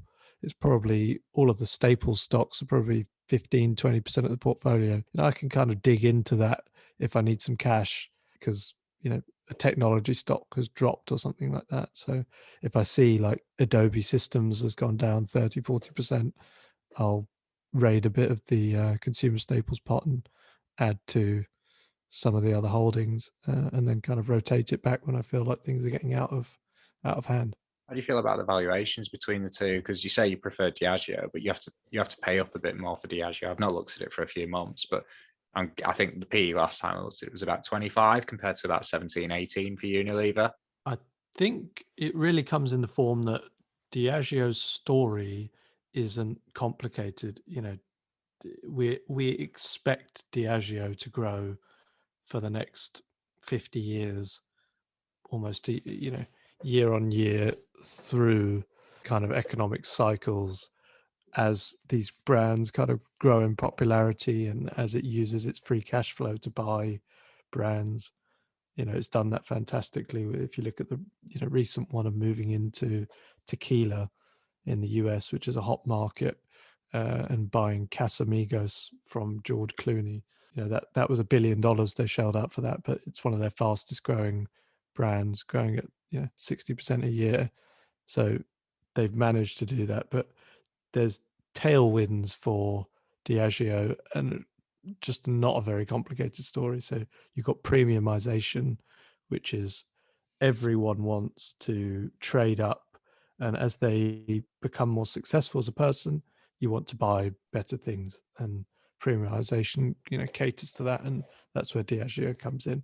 So I see that as very uncomplicated. Unilever, on the other hand, its story is a little bit more complicated, and that brings the valuation down a little bit. I think ever since Warren Buffett and Kraft and a third point, no, I think they're 3D Capital or something like that. It's the Brazilian conglomerate. Is it 3G? 3G, that's it, 3G. They all came, for Unilever. Ever since that bid, Unilever's kind of struggled to kind of really find its feet. You've had its CEO, was it Paul Pullman or Alan Jope? They've had a CEO who's John left. would know this. They moved their headquarters. They tried to move their headquarters from the UK to the Netherlands, and that got the CEO fired. So they moved it, kept dual listed, and then they moved it back to the UK. They've struggled to sell their tea business. So like there's these kind of underlying things that haven't been going too well. They tried to bid for Charlotte Tilbury, the makeup brand, for like £1 billion. That didn't pull off. So they've just had some kind of executional errors that really haven't been kind of going in their favor. And consumer staples as a whole, no one's cared about, because why would you care about it when stocks like Nvidia are doing 100% a year, and you don't even need to think about anything else. So they've just been quite out of favor, but those executional errors have kind of compounded on the top of that, and that's where you get what you get right now. But I think it's probably got some room to run, and it's a good enough quality business to kind of turn prospects around over the long term. Got London Stock Exchange in the family portfolio. We looked at this, it was a while ago now. We liked the business. I thought it was actually a surprisingly complicated business to understand, actually. But we did like the business. It was a sort of business that I'd normally be attracted to. But I just thought it was at quite a high PE. And I think the growth rate, from what I remember, was quite low. And I've not looked at it for a few months, but I want to say a figure of like high single digits, but probably lower than I'd have expected for that kind of PE. So what do you like about it, and how do you feel about the valuation and the growth prospects going forward? Yeah, it's LSE is an interesting one. It's one that if you sort of would ask me 2-3 years ago, that was when LSE was sort of firing on all cylinders, and it had done 400% in, say, a 5-year period up until sort of 2018 or something like that. So it was a kind of a real, I don't know what you called JD earlier, darling of the market. Yeah.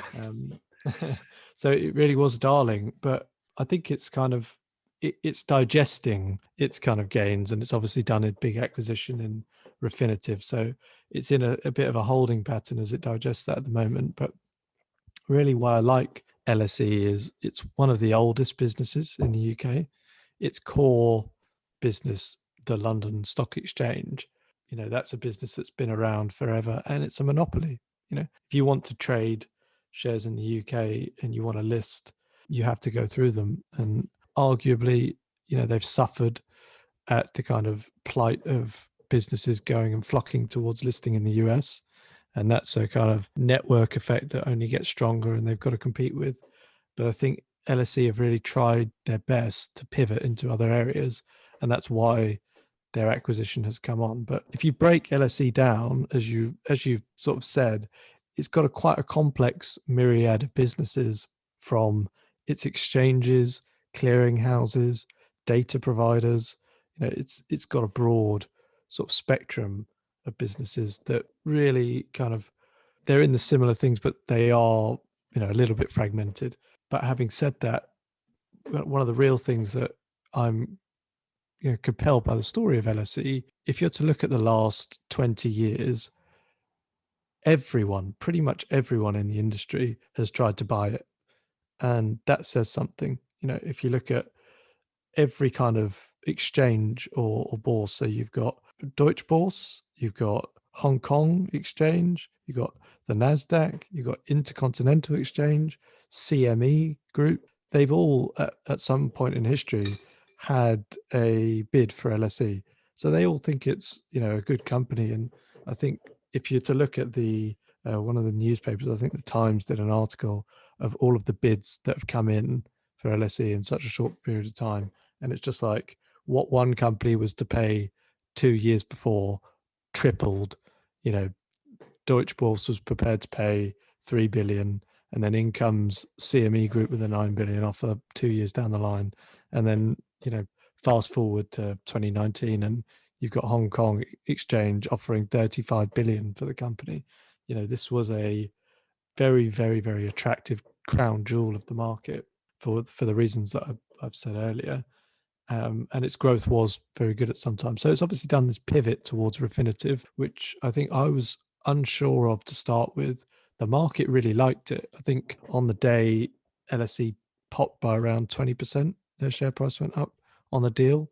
So the market really liked it at the start. Then it had some kind of digestion issues, and people were saying that they overpaid for Refinitiv. I think they paid around 27 billion for Refinitiv, which was a spin-off of Thomson Reuters, and Thomson Reuters sold it for a lot less than that, shall we say, around 18 billion, only a year before. So I think people were kind of questioning the valuation LSE paid for it. But on a multiple basis, Refinitiv, within some of the peers in the US, like FactSet or other data providers, actually what LSE ended up paying for it wasn't really that much out of line on a EBITDA or sales basis. So I think the deal was fine, but it's where the deal really changed the game for LSE in taking it away from a more volatile trading and clearing business into data and subscriptions, and an arm that really can kind of take them to the next level. Where their sole competitor is Bloomberg, that people are quite upset at the amount of money they had to pay to subscribe to a Bloomberg terminal.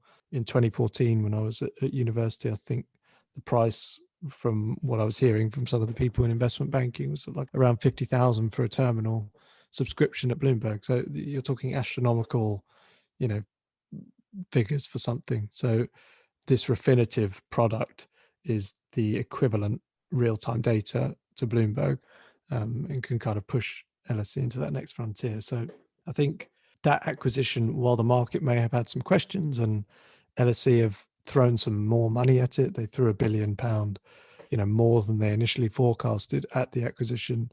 And it's going to take a bit of time for the merger to really kind of run and to get the synergies and to get the kind of engine turning and the growth going. I think it actually improves LSE as a business, and it's one that I'm kind of happy to hold out on. And it's a favorite in the UK of a lot of the kind of quality fund managers. If you look at Lindsell Train, I think it's his number one holding.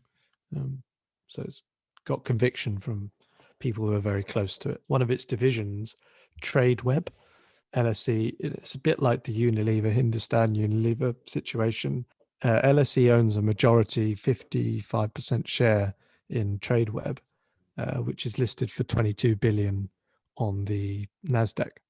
So I think for exchange's sake, it's around 10 billion of equity value off of, LSE's current market cap, which I'm not sure, but it's probably around the 20 billion, 25 billion mark. So again, you've got a sum of parts valuation there that is quite attractive. I'll do one final one and then I'll let you get on with what's left of your evening. Darktrace, not a company I know anything about. It's on my list of companies to have a look at because I think a listener messaged us a while ago asking if we could cover it. I've seen a few articles about it saying it's a hot British growth stock, and I know that it listed fairly recently, and I think it went bananas since listing. I don't really know much else about it. I've pretty much told you everything I know. So first of all, what is it? And secondly, why do you like it? Good question. So Darktrace is like Marmite, I think, at the moment for investors. I think you do really either love it or you hate it, and I'm probably more to the love it camp. So Darktrace is in the cybersecurity industry, and it's pioneered a new way of going about cybersecurity. That basically, instead of selling you a product that really is a preventative product or a kind of you've been attacked, here's the sort of data from your attack, how do we deal with it, or it's a firewall or something like that. Darktrace kind of has pioneered this new way of looking at cybersecurity, where it basically is a piece of software that uses AI to embed itself within your organization, and then it starts to learn all of the normal behaviors that your company and your people within your company do on a daily basis. So it will be part of your sort of workings of day-to-day business. So it'll learn what the procedures, the processes are, what files are being opened, what's going on this daily basis. So it builds what it calls an immune system. And so this immune system's kind of constantly working, constantly learning and building its understanding and repertoire of what's going on. And then the day that potentially something does happen, it can kind of witness that that's happening in real time, provide an alert to the control center to be neutralized. And so this has happened on, quite a substantial amount of occasions where Darktrace will literally recognize someone has infiltrated the system within a couple of seconds of them kind of infiltrating that system, and it's alerted and allowed the security people to be shut down.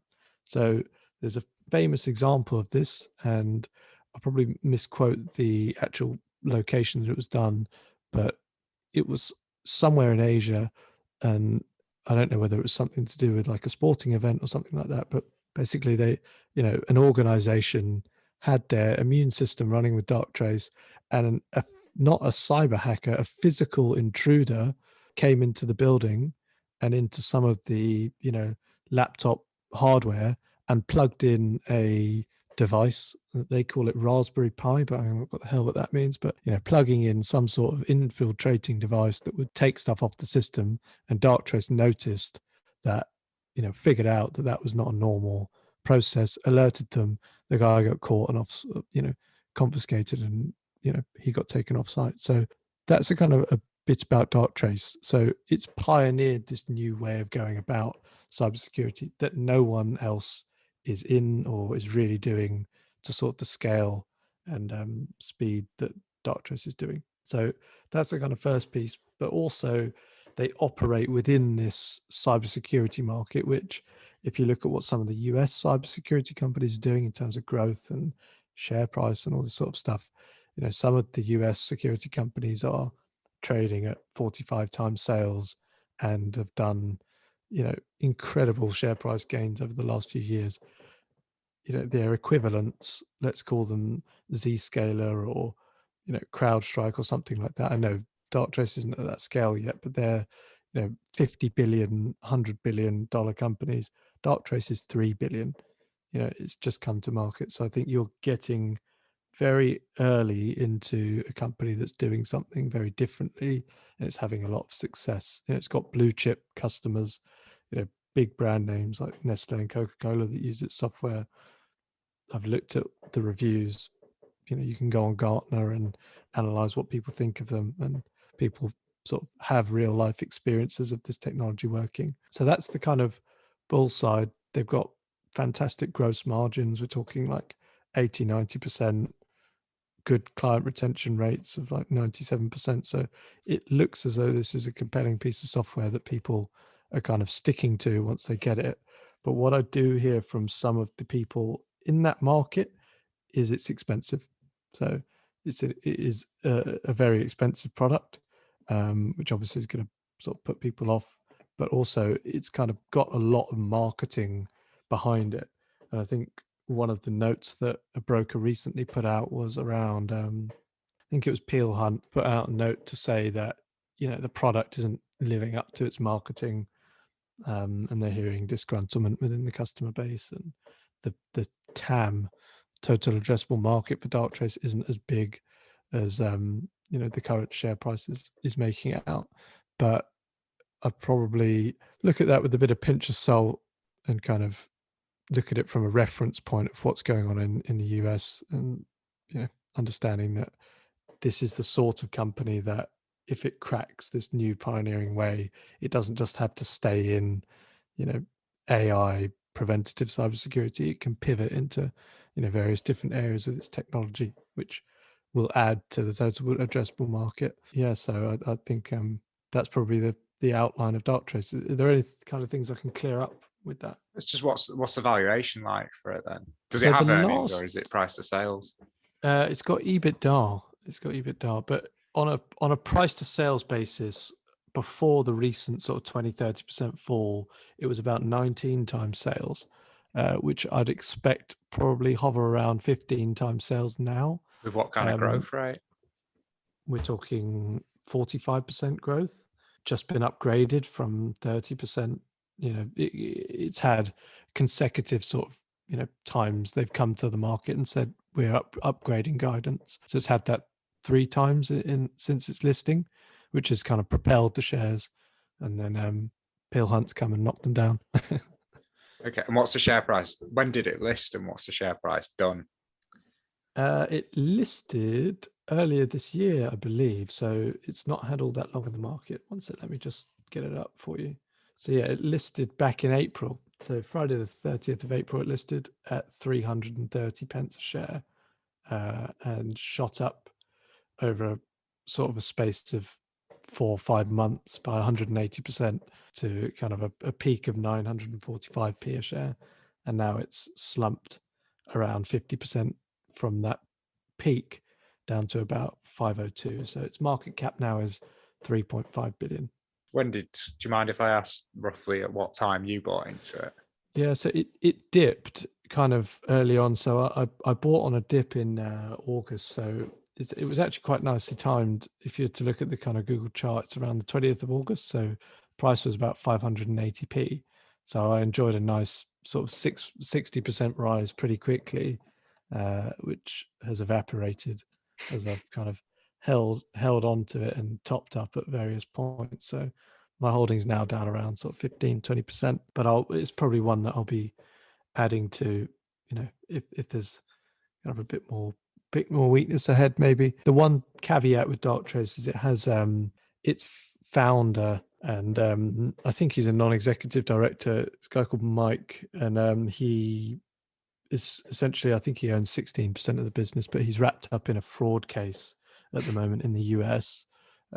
So he was involved in kind of the sale of HP, and there's a fraud case, ongoing, which he contests, obviously. So he's battling extradition to the US as we speak. So I think people are thinking he might need to sell a bit of Darktrace to help himself out on the legal battles. So that could provide a bit of pressure. Well, that brings us to the end of the questions.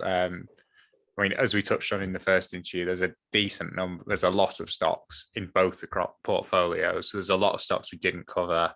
Like we said, these are the holdings as at 30 September. So some of these stocks may actually be gone. There may be new ones in. So yeah, so for one last time, for anyone that's made it through the 3.5, 4 hours of interviews that we've done together, where can people go to learn more about you? Go to my website. It's probably best, the20strader.com. Or if you want to catch me on Twitter, my handle is Twenties Trader. So you can find me there. I'm sure looking through Sam's followers, you'll probably find me as well. So yeah, you are a good follow, actually. I would recommend you. Thank you. No, well, thank you very much for having me on, Sam. Thank you for coming back. I'd have you on again, actually. Anytime. So yeah, thank you very much for listening, and we'll see everyone next week. Thank you for listening to The Investor Way. To get in touch, please follow us on Twitter at TIWTweets. This podcast is for entertainment purposes only and does not constitute financial advice. Neither Sam nor Jonathan are financial advisors. For investment advice, please consult professional advisors.